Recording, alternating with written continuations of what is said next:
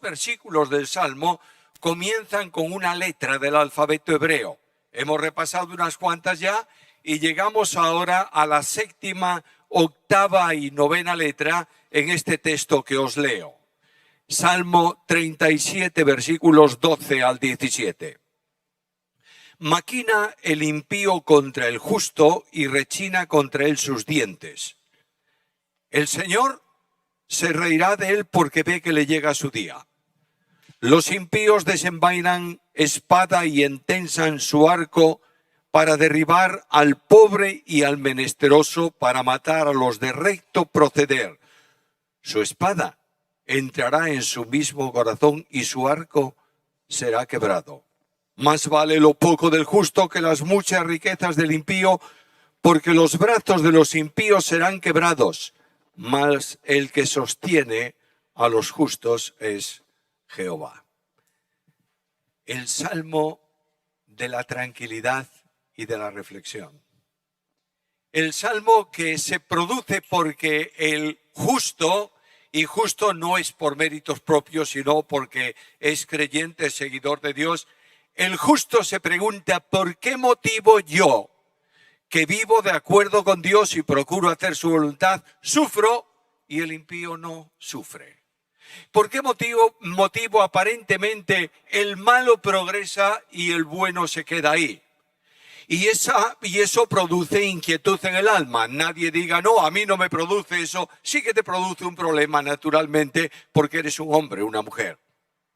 Y en medio de este sentimiento personal, Dios interviene para calmar el corazón de aquel que es justo. Y le dice: escúchame, confía, pon tu delicia en el Señor, cállate, no te inquietes, deja la ira, depón el enojo, no te excites. Y tú dices: muy bien, Señor, son tus mandamientos, estoy dispuesto a obedecerlo. Pero el problema se resuelve porque obedeces o sigue. Sigue. De manera que procuras hacer todo lo humanamente hablando posible, pero el problema sigue. Los malos progresan y los justos son objeto de persecución. Y de pronto Dios, que te ha calmado un poco y te ha detenido, calla, escúchame, préstame atención, va a cambiar de orientación. No va a establecer mandamientos. Va a llamarte a una reflexión personal, a que pienses conforme al pensamiento de Dios para que puedas entender esta situación. Hay tres cosas en el pasaje que leí que quiero destacar y las resumo con una sola palabra: maquinación, seguridad, determinación. Primeramente está la maquinación. Mira la primera parte de ese versículo 12. Maquina el impío contra el justo. El camino del impío, literalmente el camino del malo, está en un pensamiento que maquina acciones que quiere ejecutar contra el justo. No es un buen pensamiento el que tiene. ¿Por qué? Porque el texto dice con toda claridad: maquina el impío, el malo, contra el justo. Este maquinar se traduce también en alguna ocasión como presta atención. Voy a usar una palabra muy común y que la entendemos muy bien: espía. Espía el malo al justo para ver cómo puede hacerle algún daño. Y yo pregunto: ¿por qué no deja el malo tranquilo al justo, que no se meta con él? Porque la Biblia me enseña que así actuó Satanás a lo largo de la historia. Y cuando abro el libro de Job y leo la historia de Job, entiendo los calificativos que el Espíritu Santo da sobre esa persona. Y dice que era un varón perfecto, recto, temeroso de Dios y apartado del mal. No es Job que se califica así, es Dios que califica de este modo a Job. Y de pronto Job se encuentra en un torbellino de problemas y de dificultades porque el perverso, el maligno, se ha levantado contra él. Los seguidores del malo, del maligno, son exactamente igual que ellos. A veces estos impíos se cubren de apariencia de piedad. Se ponen el vestido de la religión practican el culto y 1000 cosas más, pero su maquinación es contra el que es verdaderamente justo. Te recuerdo en la historia bíblica a los fariseos. ¿Los fariseos conocían la Biblia o no? Naturalmente que sí. ¿Cumplían las ordenanzas bíblicas? Por supuesto que sí. ¿Defendían la tradición y la historia? Naturalmente que sí. Pero carecían de amor. Y estos que carecen de amor espían al Señor, observan al Señor continuamente para ver si pueden tomarlo en alguna cosa que les valga. ¿Para qué? Para acusarlo. De manera que ahí tienes la acción del maligno que se refleja en la vida de Cristo y que está expresada aquí en el Salmo. Es más, sabéis muy bien que estos impíos decidieron la muerte de Jesús mucho antes de juzgarlo, y en el primer año de su ministerio, al final del primer año de su ministerio, ya habían decidido quitarlo de en medio. Claro, decimos, ¿y ahora qué? Bueno, Jesús habla de estos de esta manera. Vosotros no sois hijos de Abraham, sois hijos del demonio. Y lo que vuestro padre quería hacer, vosotros lo queréis hacer. Vuestro padre es mentiroso y homicida, y a mí me queréis matar. No esperes otra cosa. No puedes esperarlo. Y estos que maquinan contra el justo, no solamente maquinan, pasan un poco más allá y toman una determinación. Segunda parte del versículo 12. Rechina contra él, es decir, contra el justo, rechinan contra él sus dientes. Esta expresión rechinar los dientes aparece varias veces en la Biblia, ¿verdad? Así, en este contexto del Salmo, expresa la disposición amenazante del impío contra el justo. Es la expresión de la ira del corazón malo contra el corazón que está viviendo en dependencia de Dios. De modo que del pensamiento maquina se disponen a la acción. El impío va a utilizar muchas vías para amedrentar al justo. Escucha las palabras de David. Salmo 31, versículo 13. Porque oigo la calumnia de muchos. El miedo me asalta por todas partes, mientras consultan juntos contra mí e idean quitarme la vida. ¿Notas la progresión? Cuando ya han determinado atacar al justo, lo primero que hacen es calumniar al justo. No están buscando o diciendo graves mentiras, están hablando palabras con intención doble para que se entienda mal y el justo sea afectado. De manera que el impío vive una vida de acción contra el bueno. Primeramente comienza calumniándolo, en segundo lugar se une a otros para luchar contra esa determinada persona. Hay amenazas y hay planes que salen del pensamiento para pasar a la acción. De otra manera, el Salmo me está enseñando algo que es enormemente grave, pero es también un problema que debo resolver. No almacenes en tu mente pensamientos contra nadie, porque ese pensamiento que está en tu mente pasa a tu corazón y el deseo de la acción se va a producir. Toda la acción en la vida del hombre se produce y comienza por un pensamiento. Quiero una manzana. Bueno, el alma dice que bueno, me gusta la manzana. El espíritu dice, sin duda ninguna es agradable comer una manzana. La conciencia se siente y juzga, ¿de dónde vas a tomar la manzana? Y bueno, el único manzano que tengo es en la finca de al lado y es de un propietario.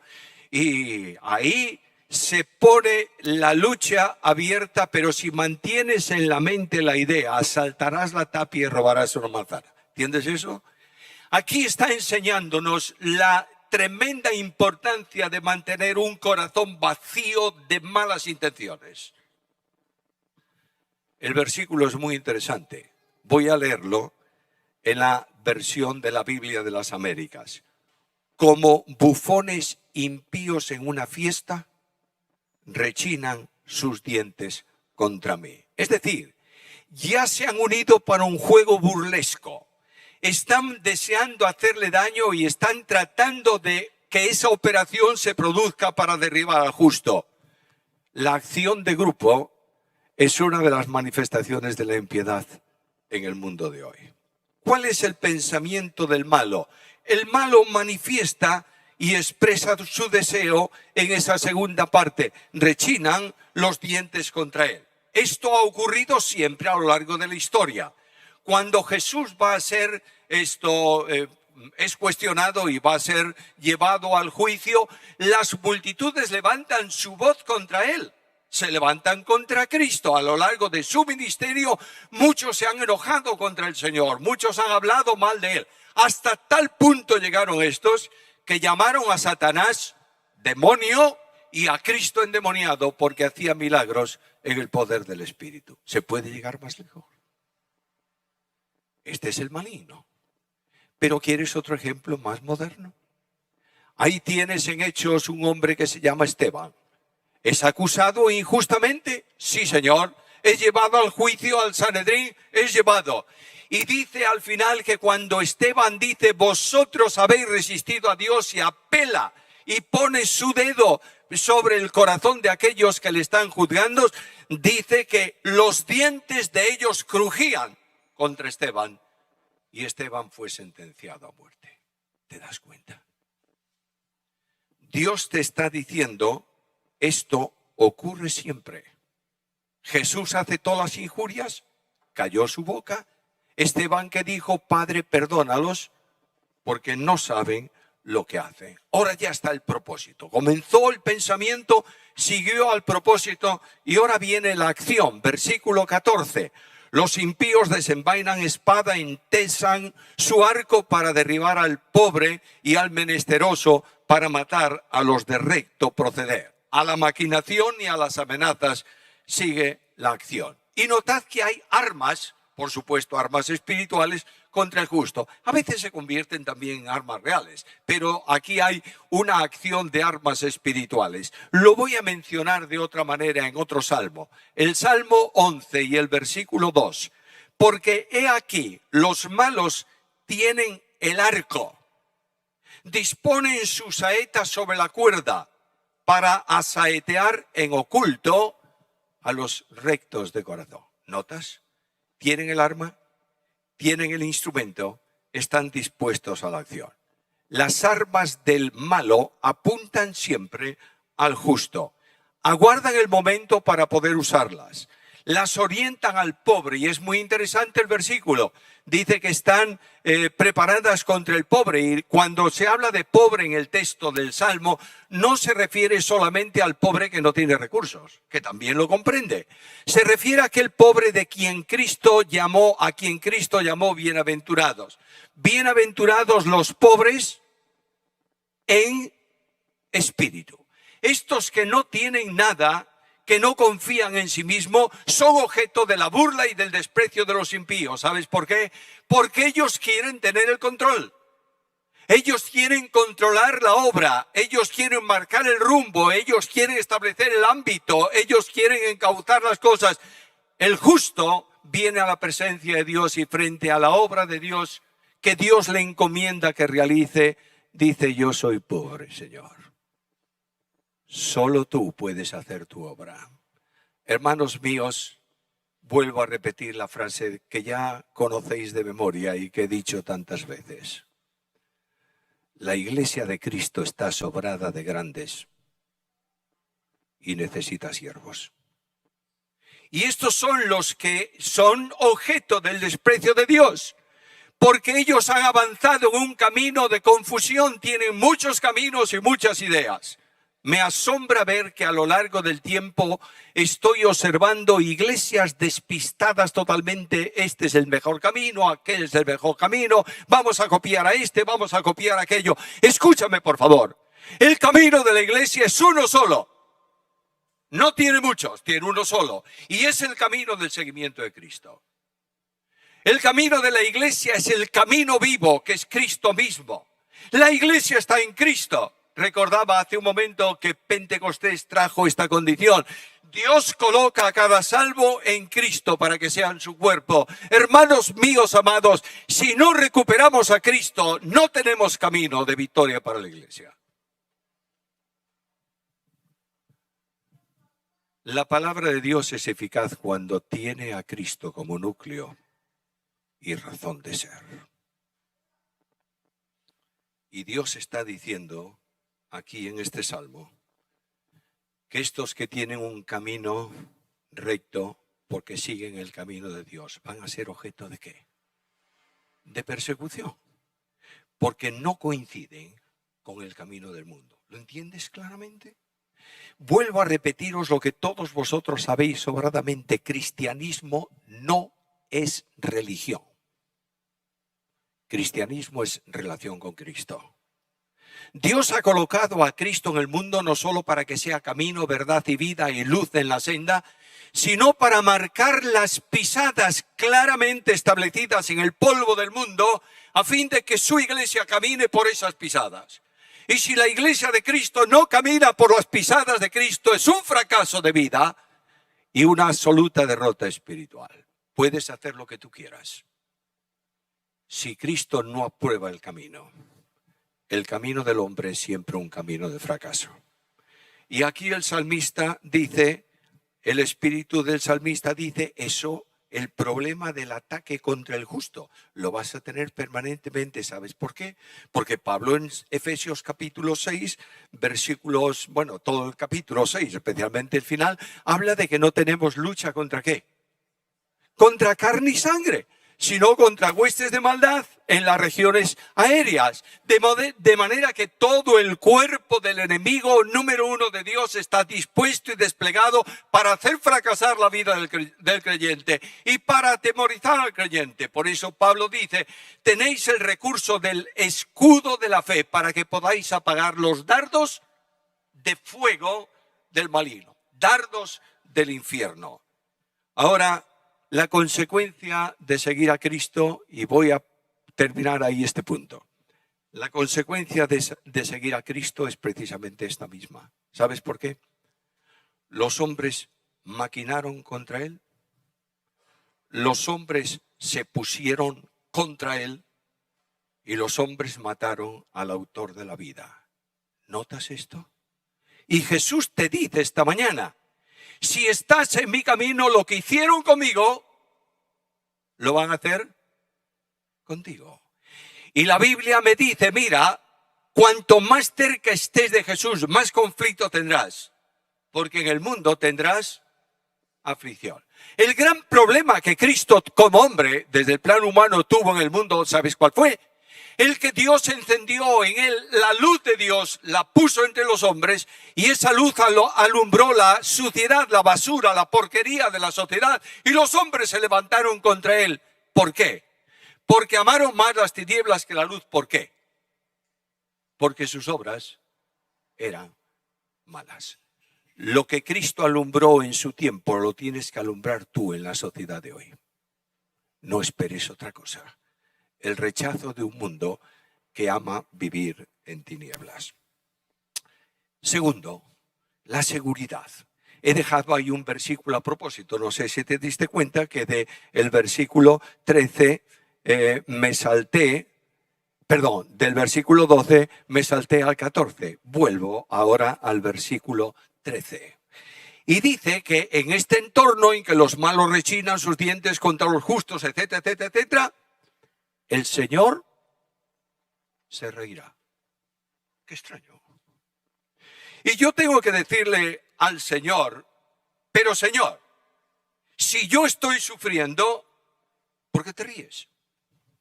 No entiendo tu forma de actuar. El malo se levanta y el Señor se ríe. Señor, no te equivoques, debieras actuar. Dios no me hace caso tampoco, porque me llama a una reflexión. Y me dice, recuerda que proféticamente yo me río del malo porque soy más poderoso que él. Y en el Salmo 2 y en el versículo 4 leo aquellas palabras que cuando las naciones se reúnen contra el Señor y contra su ungido y dicen echemos de nosotros rompamos sus coyundas, echemos de nosotros sus cuerdas, ¿qué hace el que está sentado en el trono? Se pone a temblar, uy, el mundo entero contra mí. No, dice que él se ríe.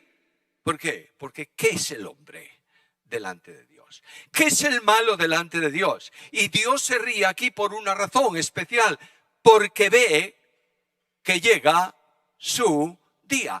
Está reiteradamente esto en el Salmo. Mira, por ejemplo, el versículo 10. De aquí a poco no existirá el malvado, observará su lugar y ya no estará. Mira el versículo 20. Mas los impíos perecerán y los enemigos del Señor, como la lozanía de los prados, serán consumidos, se disiparán como el humo. Y al final, en el versículo 22, los que Dios maldice serán destruidos. ¿Te das cuenta? El pensamiento y la visión de Dios no es la tuya. Es muy diferente.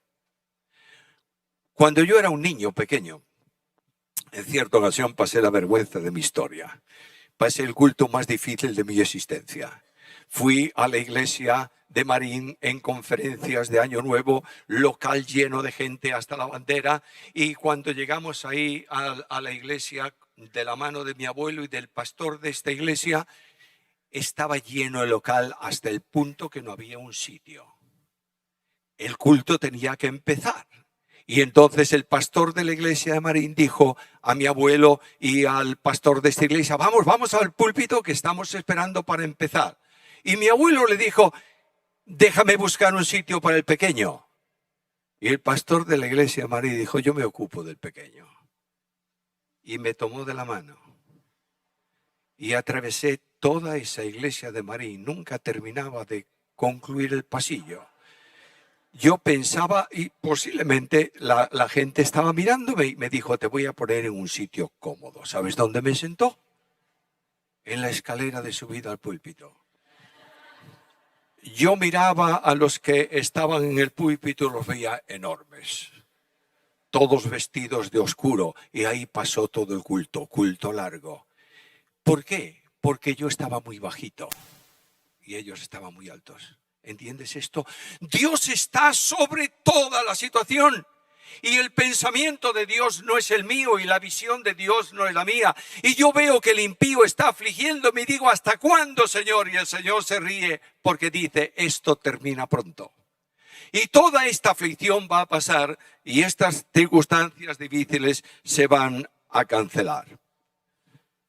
Dios actúa contra el injusto. ¿Sabes por qué? Porque todo cuanto se hace a un creyente se hace a Dios. Voy a repetirlo. Ahí está Pablo, camino de Damasco. Está persiguiendo y buscando ¿a quién? A los cristianos. Y de pronto el Señor en el camino, y de pronto el resplandor, y de pronto la pregunta: ¿quién eres, Señor? Y la respuesta: yo soy Jesús, a quien tú persigues. Pero si no estoy persiguiéndote a ti, es más, no creía ni que había resucitado, pero estás persiguiendo a los míos y me estás persiguiendo a mí, porque la unidad entre el creyente y Cristo es inseparable, indisoluble. Tú vas para tu casa hoy. Y siempre pongo a veces el ejemplo de los dedos, porque es que a veces yo no sé por qué razón siempre me cojo alguno por ahí. Y de pronto llegas a tu casa, tienes prisa, cerraste la puerta, no apartaste el dedo a punto. ¿Y qué pasó? Pues date. ¡Uy! ¿Cómo me dolió el dedo? Bueno, el dolor no lo sientes en el dedo, lo siente el cerebro, porque está unido al dedo. De la misma manera, el problema que tú hagas contra un hermano tuyo en la fe, no importa el que sea, lo estás haciendo contra Cristo. ¿Te enteras de esto o no? Ese deporte impío, insano de la murmuración, de la crítica, de la maledicencia, es un pecado grave contra Cristo. Y el Señor dice: lo están haciendo contra mí, no contra ti. Tienes el ejemplo de Moisés en el Antiguo Testamento. El pueblo se levanta contra Moisés. Dice: nombremos un capitán que nos lleve de nuevo a Egipto. Vamos a matar a este porque mira dónde estamos y cómo estamos. Y Moisés dice: Señor, pero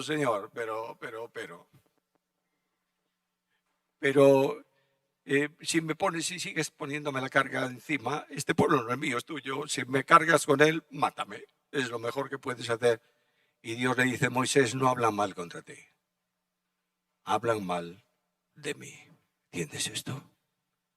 de la mismísima manera, a lo largo de la historia, es la experiencia del pueblo de Dios. Hermano mío amado, en el nombre del Señor, no se te ocurra hacer nada incorrecto contra un cristiano. Estás haciéndolo contra Cristo. Y el Dios de la gloria actúa en defensa de los suyos. Por esta razón, el salmista dice: el Señor se ríe. Nadie puede luchar impunemente contra Dios. Es más, esta risa de Dios expresa la potencialidad absoluta de lo que Él es. Y expresa también que las amenazas de los impíos suenan simplemente como nada delante de Dios, mientras que la risa de Dios suena como un trueno de juicio contra las acciones de los impíos.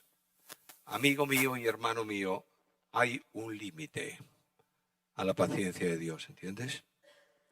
Y el salmista dice: Dios se ríe porque ve que viene ¿qué? Que viene su día. Él ve lo que tú y yo no podemos ver. Y Él sabe que estos van a ser destruidos. Mira el versículo 10 de este mismo salmo. De aquí a poco no existirá el malvado. El malo observará su lugar y ya no estará. Estos van a ser sacados de en medio, mientras que el justo en su misma muerte tiene esperanza, porque sus obras siguen con ellos. Ahora mira la inversión del propósito del impío, versículo 15. Su espada entrará en su mismo corazón y su arco será quebrado. De manera que aquello que tenían ellos como confianza para luchar contra e imponer su juicio, su criterio, se destruye y los afecta a ellos mismos. Habían levantado la espada y, como dice la Biblia, partirá su corazón. Habían entesado el arco y ese arco se vuelve contra ellos. Así ocurrió con Amán. ¿En dónde murió Amán? En la misma horca que había levantado contra Mardoqueo. Por tanto, Dios tiene cuidado de los suyos. Y es cuestión, dice Dios, de que tú veas esto conforme a mi visión y cumplas mis demandas. Versículo 7. Guarda silencio con motivo del que prospera en su camino. No te alteres. Deja la ira. Depón el enojo. No te excites en manera alguna para hacer lo malo. Tranquilo. Deja las cosas en mi mano. Yo las voy a poner en orden. ¿Cuándo, Señor? En mi tiempo, no el tuyo. Hay bendiciones grandes que tú experimentas en la vida. Recientemente estuvimos Susana y yo en un determinado lugar.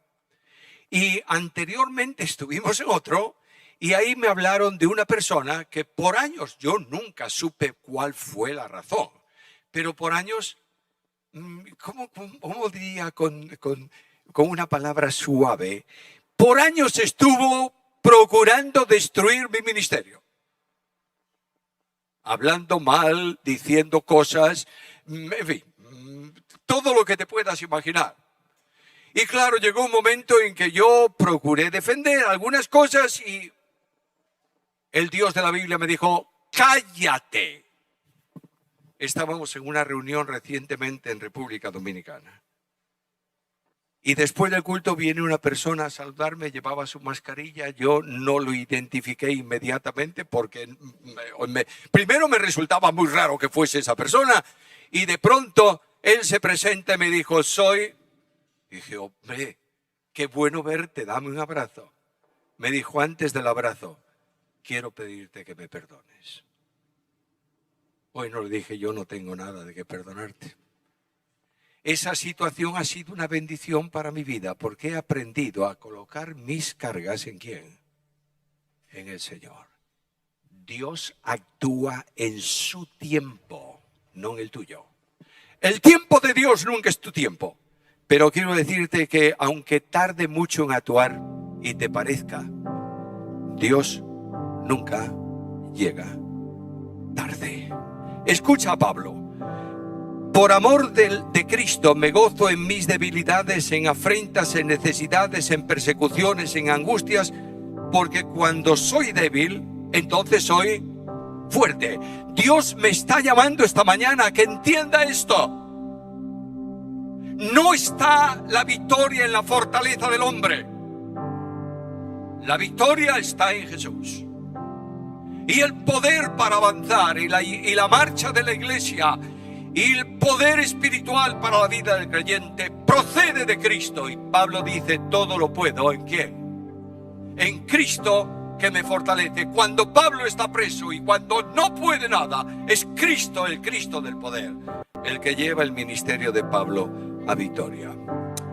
Y dice el salmista, mira, por favor, mira desde la óptica de Dios. ¿Las riquezas, el poder del injusto es mucho? ¿Sí? ¿Y los justos? No tienen nada, tienen poco, pero lo poco del justo es absolutamente grande porque viene de Dios. Y el justo puede decir delante del impío que tiene recursos, poder, etcétera, etcétera, dice, sois herederos de Dios y coherederos de Cristo. Y cuando la gente te abandone y cuando sufras la soledad y cuando tengas problemas y preguntas sin respuestas, escucha la Biblia. Nadie me podrá separar del amor de Dios que es en Cristo Jesús, Señor nuestro. No hay nada ni nadie, ni justos, ni injustos, ni ángeles, ni demonios, que te puedan separar de aquel que te amó tanto, que ha dado a su Hijo por ti en una cruz.